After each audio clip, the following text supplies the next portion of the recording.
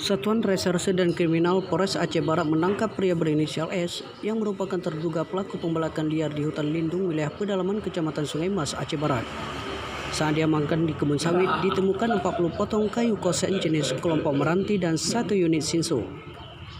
Satreskrim bersama KPH Wilayah 4 Aceh telah melakukan cek tunggul kayu dan pengambilan titik koordinat masuk dalam hutan lindung, kata Kapolres Aceh Barat AKBP Adrianto Arga Muda SIK diwakili Wakapolres Kompol Zainuddin dalam konferensi pers di Mapolsek Merupakan Senin. Kepolisian Resor Aceh Barat sampai ke jajaran kita melakukan himbauan, sosialisasi dan melakukan upaya penegakan hukum kalau seandainya ada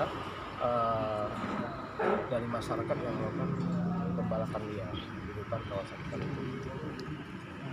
Tersangka diancam dengan hukuman yang diatur sesuai Undang-Undang Republik Indonesia Nomor 18 Tahun 2013 tentang pencegahan dan pemberantasan perusakan hutan dengan ancaman pidana penjara paling singkat 1 tahun dan paling lama 5 tahun serta pidana denda 500 juta dan paling banyak 2,5 miliar rupiah.